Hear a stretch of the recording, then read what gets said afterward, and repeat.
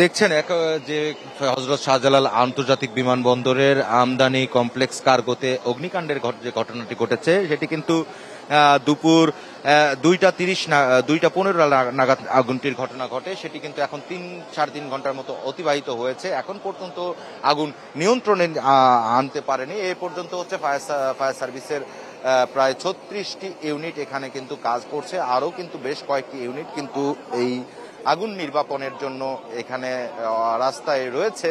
আরেকটি বিষয় যে এখানে আইন শৃঙ্খলা বাহিনীর সদস্যরা কিন্তু আপ্রাণ চেষ্টা চালাচ্ছেন যে বাইরের পরিবেশ যাতে নিয়ন্ত্রণে রাখা যায় এবং যে এই যে বিমানবন্দরের যে 8 নম্বর গেটের যে সড়কটি রয়েছে সেটি কিন্তু বন্ধ করে দেওয়া হয়েছে এখান থেকে, যাতে কোনো ধরনের যানবাহন না চলাচল করতে পারে। এবং আরেকটি বিষয় যে সেটি হচ্ছে যে এই স্থানটা দিয়ে যাতে ফায়ার সার্ভিস এবং অন্যান্য যে আগুন নিয়ন্ত্রণের জন্য যারা কাজে নিয়োজিত রয়েছেন তাদের যাতে নির্বিঘ্নে চলাচল করতে পারেন সেই বিষয়টি কিন্তু তারা নিশ্চিত করার জন্য এরা সড়ক দুটি বন্ধ করে দিয়েছেন। এখন পর্যন্ত কিন্তু অগ্নিকাণ্ড আগুনের ঘটনা ঘটার 3 ঘন্টা অতিবাহিত হলেও কিন্তু আগুন কিন্তু এখন পর্যন্ত নিয়ন্ত্রণে নিয়ে আসা সম্ভব হয়নি এবং ফায়ার সার্ভিস তাদের চেষ্টা চালিয়ে যাচ্ছেন। এবং এই যে কার্গো কমপ্লেক্সের যে স্থানটিতে এখন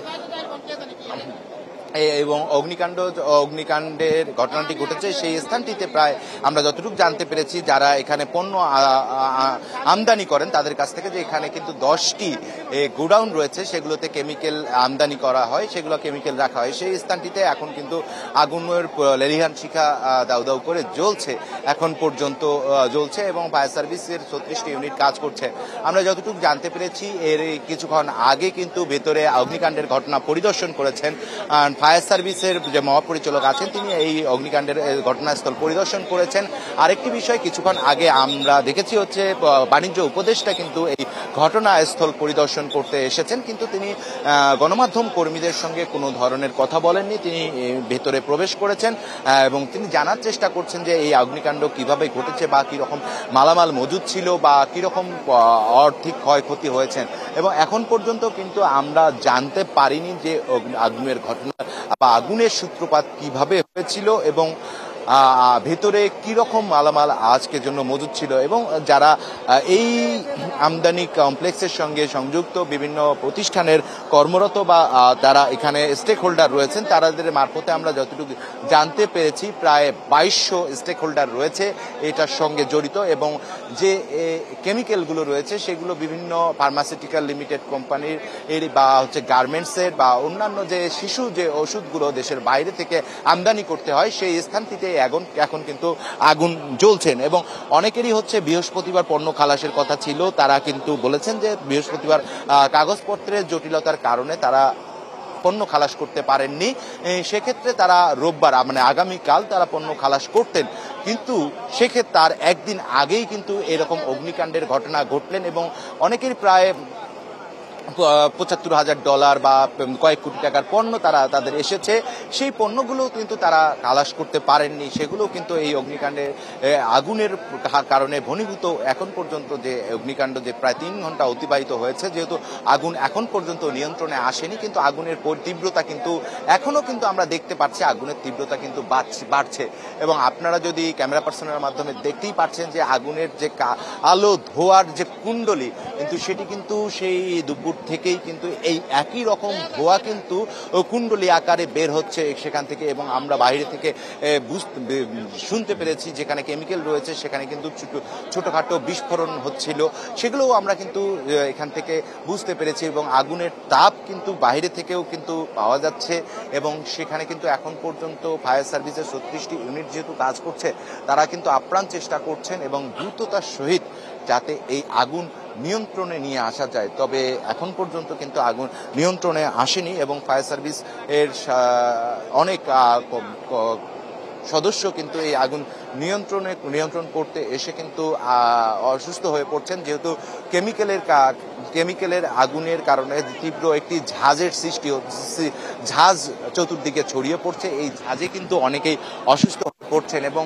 সেই ঝাঁজের কারণে অনেকে কিন্তু আমরা দেখেছি যে আশপাশের যে হাসপাতালগুলো রয়েছে অ্যাম্বুলেন্স যোগে তাদেরকে সেখানে প্রাথমিক চিকিৎসার জন্য নিয়ে যাওয়া হয়েছে এবং যারা প্রাথমিক চিকিৎসা দিয়ে তাদেরকে সম্ভব তাদেরকে সেখানে প্রাথমিক চিকিৎসা দেওয়া হচ্ছে এবং অনেকেই কিন্তু এই আগুন নিয়ন্ত্রণ করতে গিয়ে ক্লান্ত হয়ে পড়ছেন, তাদেরকে দ্রুততার সহিত বাইরে নিয়ে এসে চেষ্টা করা হচ্ছে এবং আর আমরা ফায়ার সার্ভিসের পাশাপাশি কিন্তু ভেতরে আগুন নির্বাপনের জন্য কাজ করছে বিমান বাহিনীর 2-3টি ইউনিট এবং সেনাবাহিনীর 2-3টি ইউনিট কিন্তু ভিতরে প্রবেশ করেছে এবং সেনাবাহিনীর বিশেষায়িত ইউনিটে যে কেমিক্যালের আগুন নিয়ন্ত্রণের জন্য যে ইউনিটগুলো থাকে সেগুলোকেও আমরা সেই গাড়ি ভ্যানগুলোকেও আমরা ভিতরে প্রবেশ করতে দেখেছি। আরেকটি বিষয় যে এই যে আগুনের তীব্রতা কিন্তু এখনো তীব্রতর হচ্ছে, সেটি কিন্তু কমছে না। আপনারা বাইরে থেকে দেখতে পাচ্ছেন যে এই যে আগুনের লেলিহান শিখা কিন্তু দাউ দাউ করে জ্বলছে এবং সেই লেলিহান শিখার যে ধোঁয়ার কুণ্ডলি যে ভিতরে যে পণ্যগুলো রয়েছে সেগুলো পোড়ার যে ধোঁয়া সেটি কিন্তু এখনো আরো তীব্র আকার ধারণ করে এই আশপাশের এলাকা বা আকাশে কালো আকার ধারণ করেছে এবং সেখানে কিন্তু লক্ষ্য করা যাচ্ছে যে এই ধোঁয়ার পরিমাণটা কিরকম আপনারা বুঝতে পারছেন এবং এই ধোঁয়া থেকে যে দাহ্য পদার্থ পোড়ার যে ঝাঁজটা রয়েছে এই আশপাশের এলাকায় কিন্তু প্রকম্পিত হচ্ছে এবং এই ঝাঁজের কারণে অনেকেই অসুস্থ হয়ে পড়ছেন এবং আমাদের আরেক সহকর্মী আছেন অপর প্রান্তে এই শাহজালাল আন্তর্জাতিক বিমানবন্দরের পার্থ শাহ, তার কাছে আমরা চলে যাব ও তার কাছে সবশেষ কি তথ্য আছে সেটা জানার জন্য। পার্থ, আপনার কাছে এই অগ্নিকাণ্ডের কি সবশেষ তথ্য রয়েছে?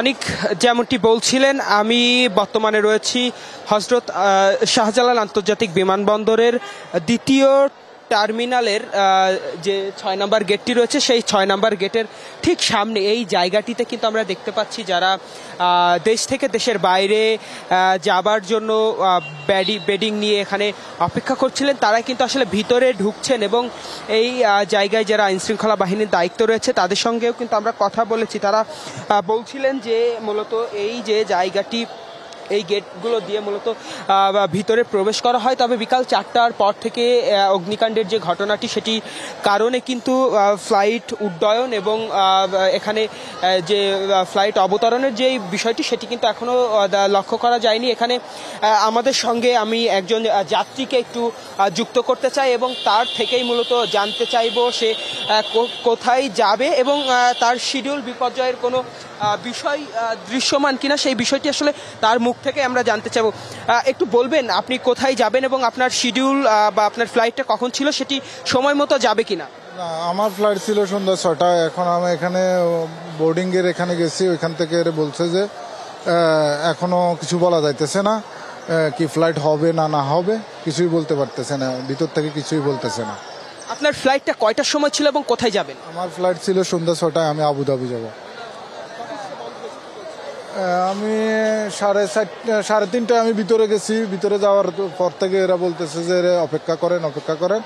এতক্ষণ পর্যন্ত আমি অপেক্ষা করছি। এখন বলতেছে যে ফ্লাইট না হওয়ার সম্ভাবনা বেশি, এরকম বলতেছে ভিতর থেকে। পরবর্তীতে বলতেছে কল করবে বা ইমেল করবে, এরকম বলতেছে। ধন্যবাদ আপনাকে। শুনছিলেন আমি একজন বাংলাদেশ থেকে আবুধাবির উদ্দেশ্যে যাওয়ার জন্য অপেক্ষারত একজন যাত্রীর সঙ্গে কথা বলছিলাম। তিনি জানাচ্ছিলেন যে দীর্ঘ সময় আসলে যে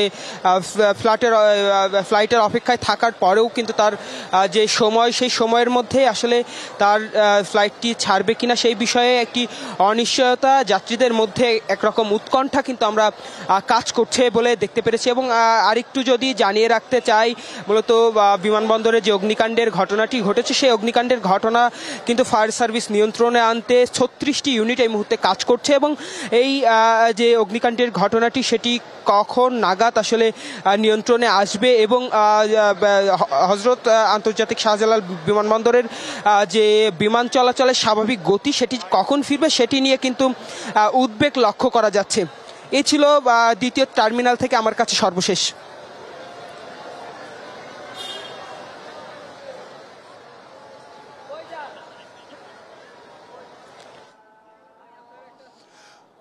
ধন্যবাদ। আমি একটু বলতে চাই যে সন্ধ্যা কিন্তু লেগে গেছে, তার মানে হচ্ছে অন্ধকার। দিনের আলোতে আসলে এই আগুন নির্বাপনের যে কাজ সেটা কিন্তু শেষ হয়নি। তার মানে বুঝতে হবে যেহেতু সন্ধ্যার পরবর্তীতে অনেকটাই কষ্টসাধ্য হয়ে যায় আগুন নির্বাপনের জন্য। তো সেই বিষয়টা কিন্তু এখনও যদি আমি একটু দেখাতে চাই, কার্গোর ভেতরে দাও দাও করে জ্বলছে আগুন, এবং কি সেই আগুনের লেলিহান শিখাটি আমি যদি বাইরেও একটু দেখাতে চাই, ঠিক বিমান বাংলাদেশ এয়ারলাইন্সের কয়েকটি আমি বিমান দেখতে পাচ্ছি যেখানে নাকি রানওয়েতে রাখা হয়েছে, তার পাশেই কিন্তু এই আগুন এখনও দাউ দাউ করে জ্বলছে। আর পাশাপাশি একটি গুরুত্বপূর্ণ যে তথ্য আমি দিতে চাই সেটা হচ্ছে এই কার্গোগুলোতেই দেখা যাচ্ছে অনেক প্রবাসীদের লাশ এখানে রাখা হয়। তো তার মানে বুঝতে পারছেন যে আসলে কতটা মর্মান্তিক একটি বিষয়, যে এই লাশগুলো আসলে ঠিক আছে কিনা বা পুড়ে ছাই হয়েছে কিনা সেই বিষয়টাও কিন্তু আসলে নিশ্চিত নয়। যেভাবে আগুন এখনও দাউ দাউ করে চলছে সেটা আসলে কতক্ষণ লাগবে। তবে সবশেষ যদি আমি আরেকটু তথ্য সংযোজন করতে চাই, সেটা হচ্ছে যে এই কার্গোতে অনেক ব্যবসায়ীরা আছেন, তারা কি পরিমাণ এখানে মালামাল বা পণ্য রাখেন, একটু যদি আমি সেই ব্যবসায়ীদের সঙ্গে একটু কথা বলতে চাই তাহলে আমি একটু জানতে পারবো, তার কাছ থেকে একটু শুনতে পারবো। আপনি এখানে ব্যবসা করছেন বা আপনার মালামাল কি এসেছে কিনা বা এখানে ছিল কিনা, কি পরিমাণ মালামাল থাকতে পারে এই জায়গাটাতে? আমি কামরুজ্জামান লিটন, আমি কাস্টমস ক্লিয়ারিং ফরওয়ার্ডিং এজেন্ট। এখানে আমরা সিএনএফের কাজ করি, আমার কোম্পানির নাম আরকেল ইন্টারন্যাশনাল। আমাদের এখানে আমাদের যত এই ভবনটা আমাদের কাস্টম সিএনএফ ভবন। এখানে যাবতীয় মাল হলো আমাদের মাধ্যমে ডেলিভারি হয়, যা মানে বিভিন্ন কোম্পানির মালামাল এখানে আছে, বিভিন্ন ইন্ডাস্ট্রির মালামাল এখানে আছে। এইটা আনুমানিক এখন বলা যাবে না, তো মিনিমাম শত শত কোটি টাকার মালামাল এখানে আছে। তো আমরা আনুমানিক এটা হিসাব ছাড়া বলতে পারবো না যে এটা কতশো কোটি টাকার মালামাল এখানে আছে। কেমিক্যাল গুদাম, হ্যাঁ, 2-3টা কেমিক্যাল গুদাম আছে এখানে। যে আগুনটা এখন দেখছেন এটা হলো আমাদের গুদাম নাম্বার 3। এইখানে হলো সমস্ত র ম্যাটেরিয়ালস থাকে হলো আমাদের যে ওষুধ কোম্পানির। এই যে আগুন যেটা দেখতেছেন বেশি, এটা হলো র ম্যাটেরিয়ালস। এটা এখানে আমাদের কেমিক্যালটা হলো বেশি এটা এখানে। তো এই গুদাম কয়টা আছে? কেমিক্যাল গুদাম 2টা, আর এখানে এই পাশেও কেমিক্যাল গুদাম আছে, বাট এইটা মূল হলো আমাদের মানে এই ইসের জন্য হলো 2টা গুদাম নির্ধারিত। 3 নাম্বার। ঘটনার সময় আসলে এখানে তো লাশও আসে, প্রবাসীর লাশও। এই কেমিক্যাল গুদামের পাশেই হলো আমাদের একটা লাশের আছে, ওইটার পাশেই হলো লাশ থাকে। ওইখান থেকে আমরা লাশ আমরা 8 নাম্বার গেট দিয়ে ডেলিভারি দিই, হ্যাঙ্গার গেট দিয়ে। তো লাশ তো আছে, সেটা তো একটা মানবিক বিষয়, কিন্তু শত শত কোটি টাকার এইখানে যেই মালামালগুলো পুড়ছে, এইখানে আগুন লাগার কোনো সুযোগ নেই। এখানে আগুন পরিকল্পিতভাবে এখানে আগুন লাগানো হয়েছে, নিঃসন্দেহে সত্য। এই আজকে যারা ডিউটিতে ছিল এদেরকে মানে জিজ্ঞাসাবাদ করলেই এটা পাওয়া যাবে যে কিভাবে আগুনটা এখানে লাগলো এবং কোথায়। কারণ এখানে আমরা যখন কাজ করতে যাই আমরা একটা ম্যাচ লাইট লিয়ে ঢুকতে পারি না, এটা সুরক্ষিত এলাকা। তো আমি 35 বছর যাবৎ কাজ করি, কখনো এরকম আমি আগুনের কোনো দেখি নাই। শর্ট সার্কিটের ব্যাপারে অনেক সময় এরকম হয়েছে, বাট সেটা সামান্য সময়, হ্যাঁ, দেখা গেলো আধা ঘন্টার মধ্যে ওইটা হয়ে গেছে, কিন্তু আগুনে কোনো ক্ষতি হয় নাই। রয়েছে, বাট সেটা এত বড় আগুন নিবানের মতো কোনো, এই যে দেখেন ছোট ছোট পাইপ এইগুলো। হ্যাঁ, এরকম অনেক আগে, সেটা আরও 12-13 বছর 15 বছর আগে। এটা সরকারের ওই যে 1 নম্বর গোডাউনের পিছনে, সেটা সামান্য ওটা জাস্ট শর্ট সার্কিট, ওইটাতে কোনো ক্ষতি কিছু হয়নি। এটা অভিযোগ, এটা পরিকল্পিতভাবে আগুনটা লাগানো হয়েছে, এছাড়া এখানে আগুন লাগার কোনো সুযোগ নেই। এটা আমি খবর পাইছি 2টায়, বাট আগুনটা লাগছে এর আগে, এটা তদন্ত করলে বোঝা যাবে। কারণ ভিতরে প্রত্যেকটা গোডাউনের ক্যামেরা লাগানো আছে। এই মাঝখানটায়, এটা 2। দর্শক, আমি যদি একটু বলতে চাই যে দেখুন, একজন ব্যবসায়ী, তার সঙ্গেই আমরা কথা বললাম। তিনি বলছেন শত শত কোটি টাকার মালামাল প্রতিদিন এখানে দেশের বাইরে থেকে বিভিন্নভাবে নিয়ে আসা হয়। এর পাশাপাশি যদি একটু বলতে চাই যে ঠিক 2 নাম্বার গেট, এই কার্গোর সিটি ব্যাংক, যদি আমি একটু বলতে চাই সিটি ব্যাংকের যে 2 নাম্বার গেট, এই গেটের যেটা দেখতে পাচ্ছেন আপনি, সেই এই গেটটাতেই আসলে মূলত আগুন লেগেছে বলে জানিয়েছেন এই ব্যবসায়ী। যেহেতু তারও একটি কোম্পানি রয়েছে, তিনিও এই আমদানি রপ্তানির সঙ্গে যুক্ত রয়েছেন এবং তিনি বলছেন যে এখানে কেমিক্যাল গুদাম রয়েছে দুটা। এখন সেইটাই দেখার বিষয়, কারণ এই আগুনটা এখনও যে জ্বলজ্বল করছে আগুন, সেই আগুনটা মূলত কেমিক্যাল গুদামের পাশেই। তার মানে এটা কেমিক্যালের জন্যই এখনও এর ভয়াবহতা কমেনি, বরঞ্চ আরও বেড়ে যাচ্ছে, যেহেতু একটু বাতাসও রয়েছে। তো দেখতে পাচ্ছেন ধোঁয়াগুলো কিন্তু, কালো ধোঁয়াগুলো এই বাতাসের বেগে উড়ে যাচ্ছে, বা বাতাসের গতির সাথে কিন্তু ধোঁয়াগুলো দেখলেই বোঝা যাচ্ছে বাতাসের স্রোতটা কেমন। তো এই বিষয়গুলোও রয়েছে। পাশাপাশি এখানে আরেকটি বললাম, যেটা সন্ধ্যা লেগে গেছে, রাতও হয়ে গেছে, কিন্তু আগুন নিভেনি। আগুন কিন্তু এখনও জ্বলজ্বল করছে, শুধু বাইরে নয়, ভেতরেও। আমরা যদি একটু সেই সিটি ব্যাংকের পাশে একটি বেসরকারি ব্যাংক রয়েছে, সেই বেসরকারি ব্যাংকের ঠিক সোজাসুজি যে ডোর দেখতে পাচ্ছি, আমরা দরজা দেখতে পাচ্ছি, সেই দরজা মধ্যে থেকে, দরজা বাইরে থেকে কিন্তু আমরা দেখতে পাচ্ছি এখনও জ্বলজ্বল করছে। আরেকটি বিষয় আমরা যেটা লক্ষ্য করেছি, সেটা বলতে চাই যে সাধারণ মানুষের উৎসুক জনতা কিন্তু একেবারেই কম। কারণ হচ্ছে এখানে মূলত এই উৎসুক জনতা এই জন্যই কম, কারণ হচ্ছে যেহেতু একেবারে রেস্ট্রিক্টেড এরিয়া, তাই সাধারণ মানুষও প্রবেশ নিষেধাজ্ঞা, এবং কি প্রত্যেকটা সংস্থা বাহিনীর যারা আছেন প্রত্যেকেই আছেন এবং কি তদারকি করছেন, কেউ যাতে বাইরে উৎসুক জনতা এভাবে ভেতরে প্রবেশ করতে না পারে। সেই কারণেও কিন্তু ঠিক ঠিক খুব একটা সমস্যা পড়তে হচ্ছে না অগ্নি নির্বাপনে। আমি যদি একটু দেখাতে চাই, পুরো ছাই হয়ে গেছে যে কার্গো যে জায়গাটি, যে গেট নাম্বারগুলো রয়েছে 1, 2, 3, হ্যাঁ, সেই এইগুলো। এবং কি ব্যবসায়ীরা, তারা কিন্তু কিছুক্ষণ আগেই একজন ব্যবসায়ী বললেন যে এটা উদ্দেশ্যপ্রণীতভাবেই এই অগ্নি বা আগুন লেগেছে বলে কিন্তু তারা ধারণা করছেন। সেটা আসলে তদন্ত সাপেক্ষে বলা যাবে যে আসলে কি কারণে আগুন লেগেছে, কিভাবে লেগেছে। এবং কি একটি বিষয় জানিয়ে রাখি, যেহেতু বিমানবন্দর এলাকা বা কার্গো কাস্টমসের একটি জায়গা, সেখানে আসলে অগ্নি নির্বাপনের সুব্যবস্থাও রয়েছিল। কারণ একজন ব্যবসায়ী সেও কিন্তু বলেছেন যে এর আগেও শর্ট সার্কিট থেকে টুকটাক আগুন লেগেছিল, কিন্তু সেটা অগ্নি নির্বাপনের যে ব্যবস্থা রাখা হয়েছিল এই কাস্টমসে, সেটার মাধ্যমে কিন্তু নির্বাপন করা গেছে। কিন্তু এই ভয়াবহতা কখনোই দেখেনি। এই ভয়াবহতা আসলে কি কারণে, সেই বিষয়টা কিন্তু জানার চেষ্টা তাদের প্রত্যেকেরই। তো আমরা যদি একটু দেখাতে চাই রাতের দৃশ্য, ঠিক আমার হাতের ডান পাশটায় আমি যদি একটু দেখাতে চাই যে আগুন যে জ্বলজ্বল করে লেগে আছে, এখনও ধাঁধাও করে জ্বলছে, সেইটা যে বাতাস থাকলে কিন্তু একটু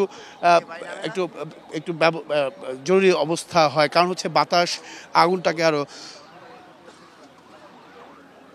বাড়িয়ে দেয়, বাতাস আগুনটাকে আরও বাড়িয়ে দেয়, আরও অন্য নতুন জায়গায় ধরে যাওয়ার একটা প্রবণতা থাকে। সেই আগুনের লেলিহান শিখা যে বাতাসে গতিবেগ পরিবর্তন করছে, সেটাও কিন্তু আমরা দেখছি। বাতাসটা না থাকলে হয়তো বা সেখানে স্থির থেকে যেত সেই আগুনের লেলিহান শিখা, কিন্তু সেটা এই বাতাস থাকার কারণে কিন্তু কিছুটা প্রকট বাড়ছে, ভয়াবহতা কিন্তু কিছুটা হলেও বাড়ছে।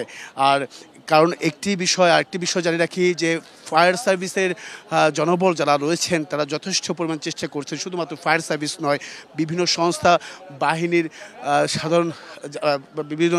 বাহিনীর যারা এই কাজে নিয়োজিত, তারা প্রত্যেকেই যথেষ্ট চেষ্টা করছেন অগ্নি নির্বাপনের জন্য। সেই যে লেলিহান শিখাটি, এটি হচ্ছে মূলত তারা ভেতরেও প্রবেশ করতে পারছেন না, খুব কষ্টদায়ক বিষয়। কারণ হচ্ছে এই জন্যই বলা, কেমিক্যাল গুদাম রয়েছে সেখানে। এমনিতেই আমরা যতটুকু জানি দর্শক, যে যেখানে আগুন লাগে বা যেখানে অগ্নি কাণ্ড হয়, সেখানে কিন্তু মূলত বলা যায় যে সেখানে অক্সিজেনের পরিমাণটা কমে যায়, এমনকি ধোঁয়া সহ অক্সিজেন পরিমাণ কমে যাওয়া সহ কিন্তু অনেকটাই ঝুঁকি নিয়ে এই কাজ করতে হয় প্রত্যেকের, যারা এই কাজে নিয়োজিত।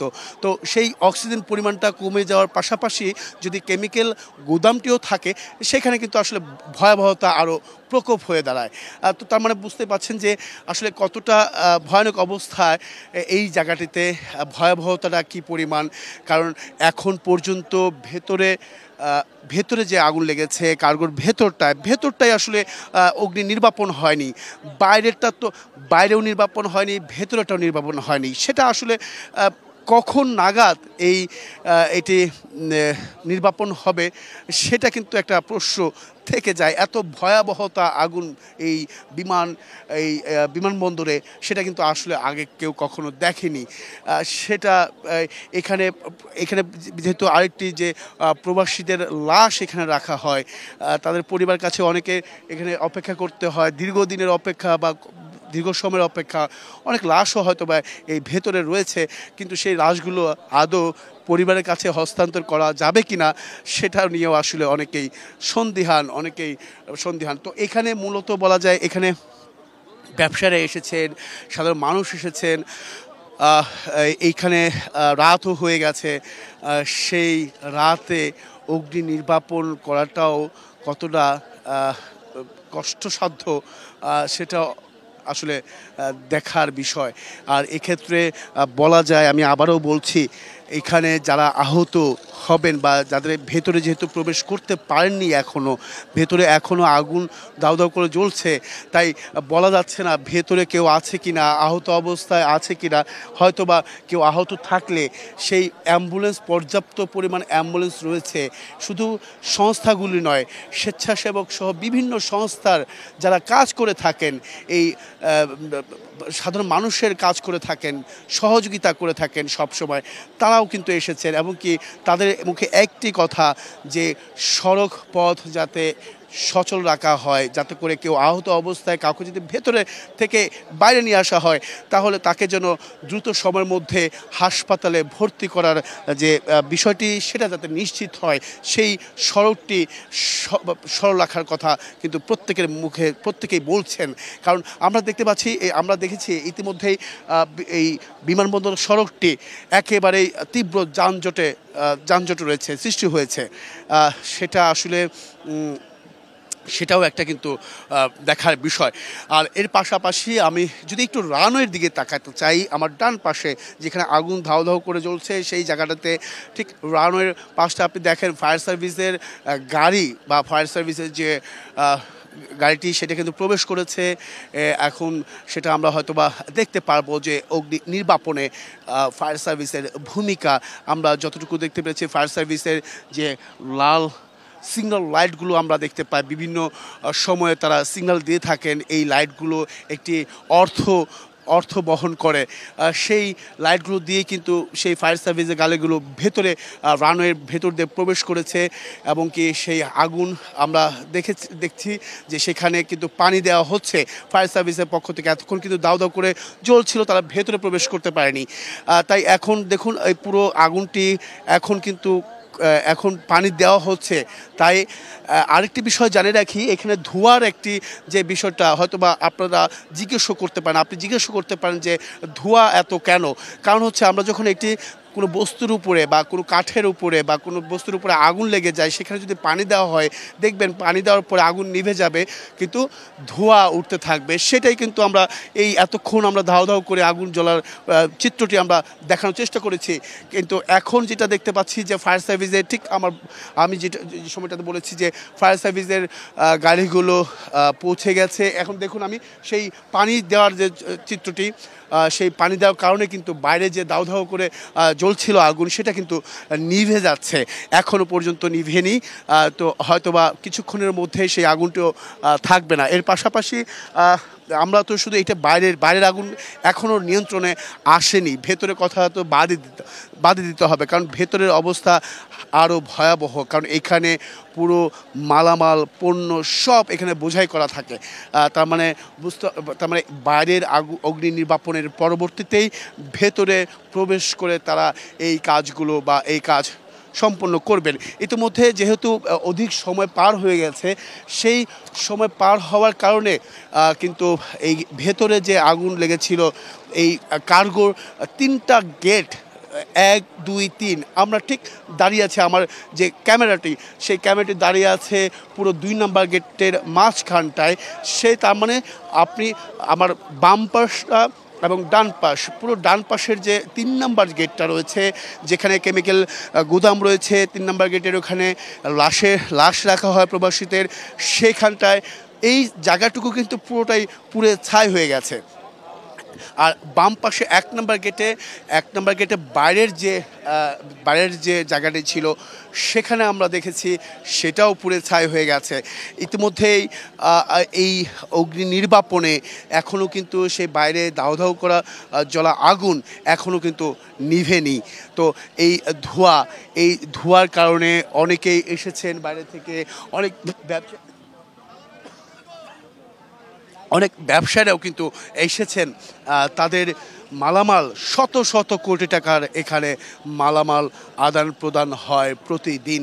তার মানে আজকের দিনটাও কিন্তু সেরকমই একটি পরিস্থিতি ছিল। সেই পরিস্থিতিতে এমন ভয়াবহ আগুন তারা কখনোই দেখেনি। তারা 20 বছর 30 বছর ব্যবসা করেছেন, কিন্তু এই ধরনের ভয়াবহ পরিস্থিতি কখনোই মোকাবেলা করতে হয়নি। কারণ এখন এখানে উৎসুক জনতা কিংবা বলেন ব্যবসায়ীরা বা আশেপাশে মানুষ যে হেল্প বা সাহায্য করবে সেটাও কিন্তু করা সম্ভব হচ্ছে না, কারণ এটি একটি একদমই রেস্ট্রিক্টেড এলাকা। তো তাই এই কারণে এই এলাকার রেস্ট্রিক্টেড থাকার কারণেই উৎসুক জনতার সংখ্যাটা কিন্তু একেবারেই কম। তো এখানে একজন ব্যবসায়ী রয়েছেন, আমি সেই ব্যবসার সঙ্গে একটু কথা বলতে চাই। আপনার কি পরিমাণ মালামাল ভেতরে রয়েছিল একটু যদি বলতেন। জি, আমার মালামাল শুধু আমারই না, আমাদের এটা পরিমাণ বলা মুশকিল, পরিমাণ বলাটা খুবই মুশকিল একেবারেই।